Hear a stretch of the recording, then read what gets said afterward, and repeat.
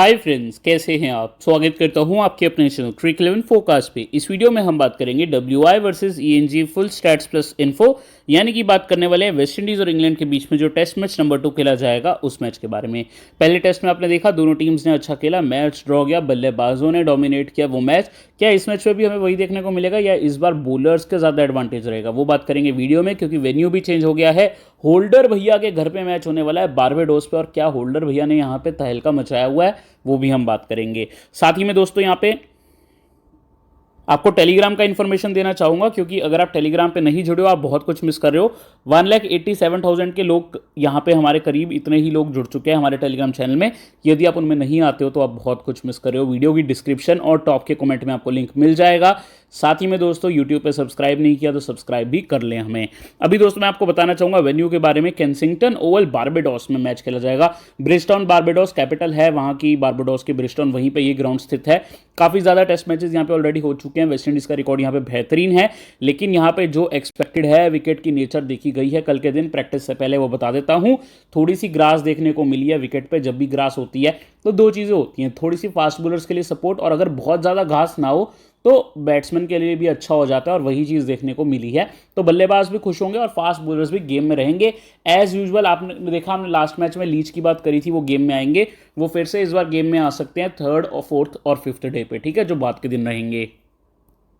और West Indies की आदत भी है स्पिन को विकेट देना, ये हम पहले बात कर चुके हैं। दोस्तों जो दो मैच यहाँ पे हम डिस्कस करेंगे, जो लास्ट मैचेस हुए हैं इस ग्राउंड पे, जनवरी 23, 2019 को वेस्ट इंडीज इंग्लैंड का मैच, वेस्ट इंडीज ने कंफर्टेबली मैच जीता था। ये वो मैच है जिसमें हम फर्स्ट इनिंग्स के बाद बहुत पीछे चल रहे थे और उसके बाद सेकंड इनिंग्स के बाद बहुत कंफर्टेबली विन करके गए थे। क्यों? क्योंकि मुझे याद है हमारा कैप्टन उस मैच में होल्डर थे। होल्डर ने 5 रन पे आउट किया। दुनिया का कैप्टन यहाँ पे स्टोक्स था, जिन्होंने 4 विकेटें ले ली फर्स्ट इनिंग्स में। मुझे पड़ गई थी गालियां। अगली इनिंग्स में आके होल्डर ने 202 नबाद कर दिया, अपना बेस्ट स्कोर बना दिया था, और उसके बाद जिन्होंने बोला था उन्होंने यही बोला बाद में कि अब जीत गए। होल्डर की 200 के बाद तो ऑब्वियसली जीतना ही था, ठीक है। तो यहां पे अब दोस्तों ध्यान दो आप, वेस्ट इंडीज ने 289 फॉर 10 किए थे, इंग्लैंड ओनली 77, वेस्ट इंडीज 415 पे 6, कर्टसी ऑफ होल्डर की 200 एंड इंग्लैंड के 246 बने। मैच हार गई इंग्लैंड 36 में से 24 विकेट फास्ट को, 12 स्पिन।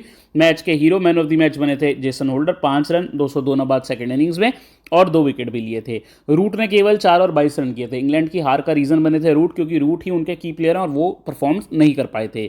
देन स्टोक्स 0 और 34 और 6 विकेट, क्रेग ब्रैथवेट 40 और 24, जॉन कैम्बेल 44 और 33, केमार रोच 5 विकेट। ये कुछ रहे थे परफॉर्मर्स वेस्ट इंडीज की तरफ से। मैच रहा जून 2018 में, जहां पे वेस्ट इंडीज ने 204 पे 10 किए, श्रीलंका 154 किया। वेस्ट इंडीज को लीड मिला, लेकिन वेस्ट इंडीज अगली इनिंग्स में 93 पे ऑल आउट हो गया। श्रीलंका ने इजी चेज मार दिया, 36 में से 32 विकेट फास्ट को, 2 स्पिन को, 2 रन आउट। अगेन फास्ट का बोलबाला यहां पे भी, हालांकि स्पिन भी गेम में आया था, बट यहां प्योरली फास्ट बॉलर्स की गेम रही थी। होल्डर यहां पे भी, चाहे वेस्ट इंडीज हार गई थी, मैन ऑफ द मैच रहे थे। 74 पहली इनिंग्स में, 15 दूसरी इनिंग में, और 9 विकेट भी लिए थे। रोच ने यहाँ 3 विकेट लिए थे। इस वेन्यू के स्टैट्स अगर आप देखोगे, होल्डर का नाम लिया है, 24 विकेट 5 मैच में, 450 रन, 56 की एवरेज से, 1 शतक जो 202 नबाद किया था इन्होंने, और 3 अर्धशतक भी है, जिसमें 74 भी हमने यहाँ पे देख लिया, ठीक है। केमार रोच ने यहाँ 6 मैच में 29 विकेट, गेब्रियल जो इस मैच में नहीं खेलेंगे मोस्ट लाइकली, 5 मैच में 21 विकेट। क्रेग ब्रैथवेट ने इस मैच में 6 मैच में इनफैक्ट यहाँ पे 276 रन किए, 23 की एवरेज से, 2 हाफ सेंचुरीज लगा रखी हैं, ठीक है। हेड टू हेड की बात कर लेते हैं। हेड टू हेड में अगर आप देखोगे, स्टोक्स का नाम सबसे ज्यादा आ रहा है रन्स के मामले में। 13 मैच में 1000 रन है, 46 की एवरेज, 2 शतक, 5 अर्धशतक। रूट ने भी 1000 रन किए 12 मैचेस में। अगर आप देखोगे तो इनफैक्ट रूट के ज्यादा ही रन है अब तो बेन स्टोक्स से, तो इनका नाम नंबर 1 पे होना चाहिए, बिकॉज लास्ट मैच के बाद इन्होंने एक और शतक जड़ दिया है। अब 4 शतक हो गए हैं रूट के वेस्ट इंडीज के आगे। ब्रैथवेट 13 मैच में 871, ब्लैकवुड 10 मैच में 722 रन, ठीक है। तो ये कुछ प्लेयर्स हैं जो हेड टू हेड में परफॉर्मेंस रेगुलरली दे रहे हैं। क्रेग ब्रैथवेट और यहाँ पे ब्लैकवुड का सिलेक्शन कम है, इनका आप खासा ध्यान रख सकते हो। केमार रोच की 14 मैच में 54 विकेटें, जिन्होंने हेड टू हेड में अच्छा किया। होल्डर 12 में 36, स्टोक्स 13 में 34 और गेब्रियल 11 में 25। अब हम वेस्ट इंडीज की स्क्वाड की बात करते हैं। दोस्तों वेस्ट इंडीज ने 13 प्लेयर्स का स्क्वाड डिक्लेयर किया है। वही स्क्वाड है, 11 प्लेयर आपको खेलते दिखेंगे। उनमें से मुझे लगता है एक चेंज टीम चाहे तो कर सकती है। एंडरसन फिलिप्स को डेब्यू करवा सकती है, जो बहुत अच्छे फास्ट बॉलर है, वरना वो भी चेंज शायद ना ही हो, क्योंकि वेस्ट इंडीज की टीम के प्लेयर रोल्स देखो, पहले तो यहाँ पे मैंने लिखे हुए हैं। टीम चाहे तो अपने स्पिन बॉलर को बाहर निकाल सकती है, लेकिन जब मैं यहाँ प्रेस कॉन्फ्रेंस देख रहा था, वीरस्वामी परमोल जो इनके स्पिनर हैं 0 विकेट निकाले थे लास्ट मैच, उसके बावजूद ब्रेथवेट ने कहा he remains in our plans, क्योंकि और कोई स्पिनर ही नहीं है यहाँ पे। रॉस्टन चेज जब लास्ट मैच खेले थे ना, जो मैंने आपको दिखाया, इंग्लैंड की टीम हार गई थी इनसे, रॉस्टन चेज ने सेकंड इनिंग्स में 8 विकेट निकाली थी 10 में से, और उनको ना लेके आना वेस्ट इंडीज की बहुत बड़ी गलती थी। लेकिन अब परमोल से भी वही एक्सपेक्टेशन रहेगी कि कुछ विकेट तो एटलीस्ट इनको दे, जिस वजह से मुझे लगता है कि उनको खिलाया जाएगा। परफॉर्मेंस वाइज मैंने आपसे बात करी थी नकरमा बॉनर की, क्यों इनको नहीं खिलाया वेस्ट इंडीज ने। इंडिया में हर मैच में ये टूर पे थे, साथ में इनको मौका नहीं दिया, गलती थी वेस्ट इंडीज की, और आप वो गलती देख सकते हो क्यों 123 और 38 नबाद यहां पे कर दिए। डिफरेंस ही ये बने थे क्योंकि अगर ये पहली इनिंग्स में आउट हो जाते तो वेस्ट इंडीज मैच हार जाता। क्रेग ब्रेथवेट ने अच्छा किया, 55 और 33, कैम्बेल को स्टार्ट मिले 35 और 22, बट ब्रेथवेट अनलकी रहे थे थोड़े। मेरे हिसाब से ब्रेथवेट आपकी टीम में रहेंगे तो आपके लिए बेहतर रहेगा, ठीक है। देन होल्डर तो ऑब्वियसली इंपॉर्टेंट है, 45, 37 और 3 विकेट। जोशुआ डे सिल्वा को एक ही इनिंग्स में बल्लेबाजी मिली 32, बाकी अल्जारी को 5 विकेट, केमारोज को 4 विकेट, जेडन सील्स को फर्स्ट इनिंग्स में बेहतरीन बॉलिंग करी थी उन्होंने, 4 विकेट, ठीक है, विकेट टेकर बॉलर हैं। सो वेस्ट इंडीज के फुल स्टैट्स प्लस इन्फो आप यहां पे देख सकते हो। अब तो आपको पता है मैंने आपको क्या बताया था, जेडन सील्स की पर मैच 4 की एवरेज है, 5 मैच में 20 विकेट हो गई, आपने फिर देख लिया 4 विकेट निकाल के गए।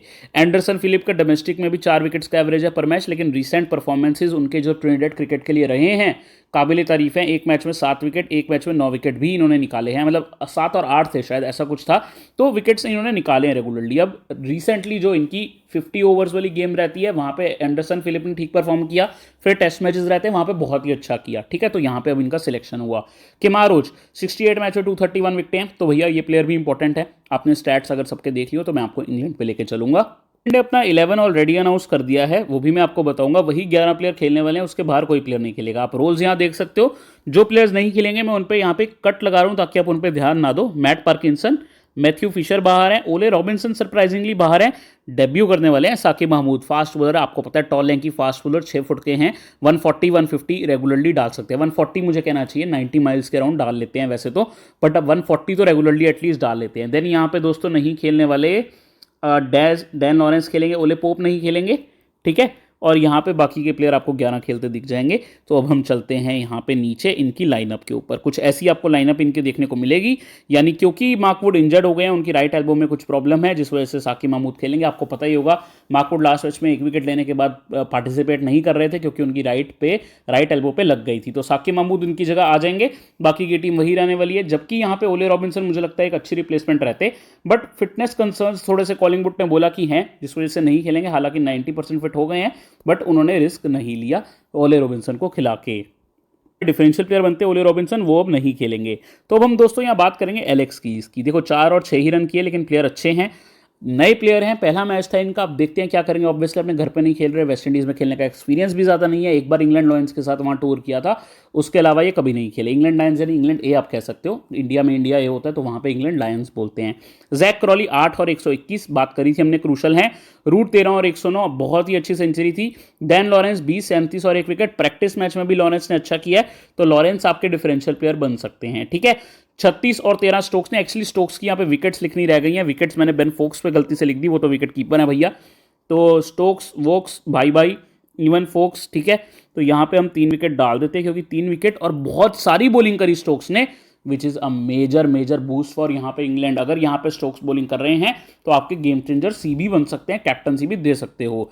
Bairstow as usual very good, 140 and 50 not out. Foakes 42 and 1।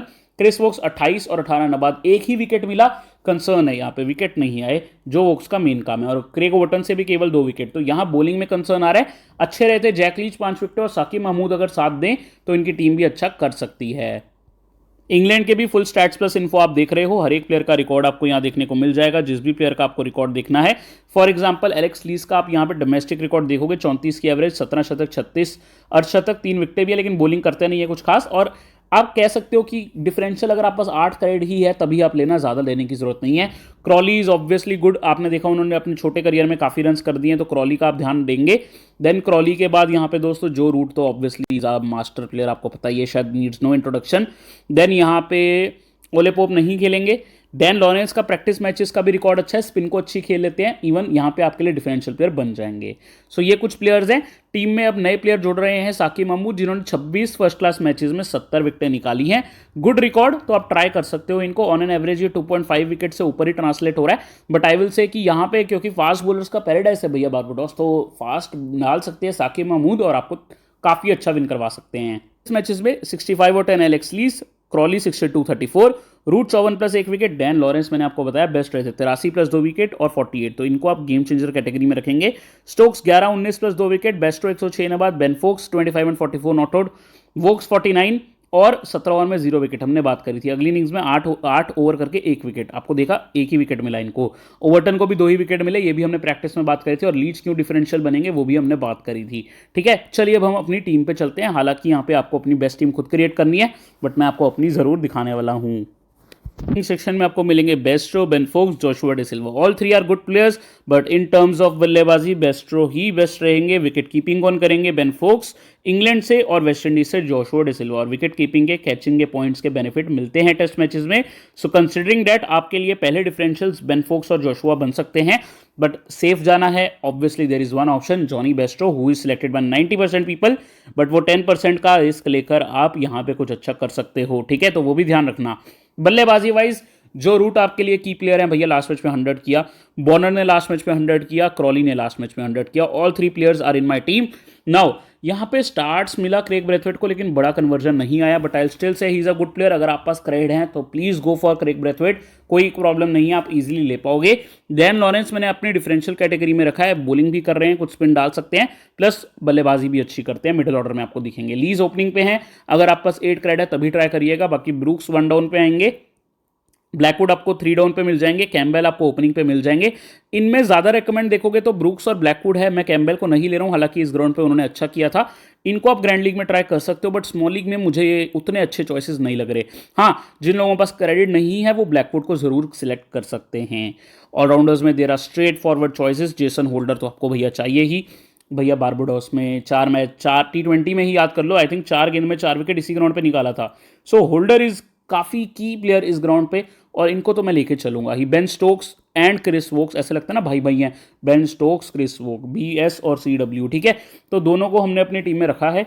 देखो लास्ट मैच में वोक्स का परफॉर्मेंस वो नहीं रहा, लेकिन 8.5 क्रेड में मेरे को प्लेयर्स चाहिए, और वोक्स ही अच्छे रहेंगे जो बल्लेबाजी भी कर लेते हैं और गेंदबाजी भी। ठीक है, बेन स्टोक्स तो आपके लिए इंस्ट्रूमेंटल है। इनफैक्ट मेरे टॉप 3 जो कैप्टनसी ऑप्शंस है उसमें मैं दोनों होल्डर, स्टोक्स और साथ में रूट को इस मैच में रखूंगा। तो इन 3 को आप ग्रैंड लीग्स में और इवन स्मॉल लीग में CVC रिवर्स करके खेलने वाले हो।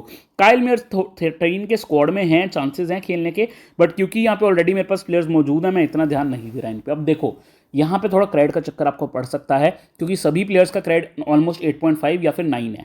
8 क्रेड वाले एंडरसन फिलिप खेल जाए तो कोई दिक्कत नहीं है, लेकिन यहाँ पे इवन साकिब महमूद का 8.5 है, अगर आप ले भी लेते हो तो क्रेड का इशू आएगा। ठीक है, फॉर द टाइमिंग मैंने क्या किया, मैंने सबसे पहले जैक लीच को रखा है अपनी टीम में। लीच को क्यों रखा है? स्पिन यहाँ पे फैक्टर वेस्ट इंडीज के सामने रहता है, इसलिए उनको मैंने टीम में रख लिया है।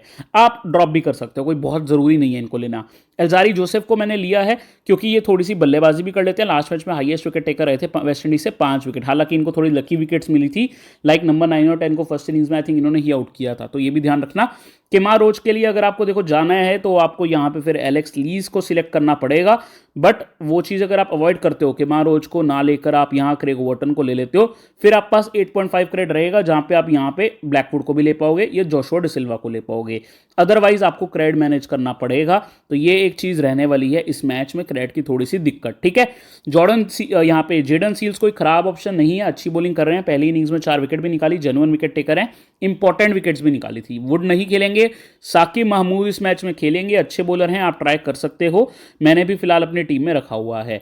दोस्तों अगर आप यहाँ पे थोड़ी सी रिस्क लेने को तैयार हो, बेस्ट्रो की जगह जोशुआ करके, तो मेरे हिसाब से ये वाली टीम आपके लिए एक खतरनाक टीम बन सकती है, और आपका ओपोनेंट खराब काफ़ी ज़्यादा हैरान परेशान हो सकता है अगर बेस्ट्रो फेल हो जाए। लेकिन वही बात है, लास्ट मैच की तरह ये रिस्क लेना और उसके बाद कह देना कि भैया बेस्ट्रो शायद ही ड्रॉप करने का रिस्क है, फिर भी आप मुझे बोलेंगे ही, इसीलिए मैं आपको बता देता हूँ बेस्ट्रो ही सेफ है। अब यहाँ पे आप अपनी क्रेड में मेंटेनेंस कर सकते हो। मैंने यहाँ पे सिर्फ इसी वजह से, क्योंकि मेरे पास और कोई ऑप्शन नहीं है, लीज को सिलेक्ट किया है और ये टीम रखी है। क्रेग ओवर्टन मेरे पास एक डिफरेंशियल ऑप्शन है जो मेरी टीम में शायद रह सकते हैं, या साकिब महमूद मेरी टीम में रह सकते हैं, ठीक है, अगर तो मुझे कोई ऑप्शन और मिल गई तो। फिलहाल मेरी ये टीम है जिसको मैंने सिलेक्ट किया। इसमें अपनी कैप्टनसी मैंने किसको दिया, अपनी कैप्टनसी मैंने यहां पे दिया जेसन होल्डर को, वाइस कैप्टनसी मैंने स्टोक्स को दिया क्योंकि वो ओवर डाल रहे हैं रेगुलर। अब क्योंकि साकिब महमूद वापसी कर गए हैं, क्योंकि लास्ट में माकूड इंजर्ड थे, हो सकता है स्टोक्स के ओवर कम हो जाए, और रूट भी तो कुछ स्पिन डाल ही लेते हैं, आप देख रहे हो कुछ मैच छोड़े बहुत ही सही बट ओवर डाल रहते हैं, तो ये भी एक ऑप्शन है। करेक्ट ब्रेथवेट एक ऑप्शन है यहां से, ठीक है।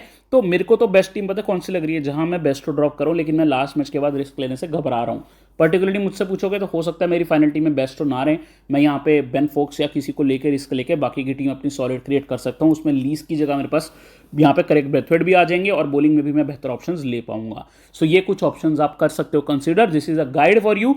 CVC आपके लिए बेस्ट ग्रैंड लीग हो या स्मॉल लीग हो, ये रहेंगे जो रूट, बेन स्टोक्स और जेसन होल्डर। बाकी ग्रैंड लीग में साकिब महमूद डब्ल्यू पे हैं, ट्राई करना है, ठीक है। अच्छे टॉल हैं कि फास्ट बॉलर बारबाडोस की विकेट पे काम आते हैं। उम्मीद करता हूं दोस्तों इस वीडियो से आपको कुछ हेल्प हुई, कुछ सीखने को मिला। शार्लेट डीन जैसा प्लेयर फिर से ढूंढने की कोशिश करेंगे इस वीडियो के थ्रू भी। उम्मीद करता हूं आपको थोड़े बहुत हिंट लगे कि ऐसा आप टीम कर सकते हो। टेलीग्राम का लिंक वीडियो की डिस्क्रिप्शन टॉप के कमेंट में है। फाइनल टीम में चेंजेस 100% है, मैं बता देता हूँ 100% टीम में चेंजेस होंगे, तो ये चीज़ देख के चलना। और साथ में दोस्तों यूट्यूब पे सब्सक्राइब नहीं किया तो सब्सक्राइब तो करोगे ही ना मेरे दोस्त, क्योंकि यहाँ पे बहुत इंपॉर्टेंट इन्फॉर्मेशन आ जाता है, ठीक है।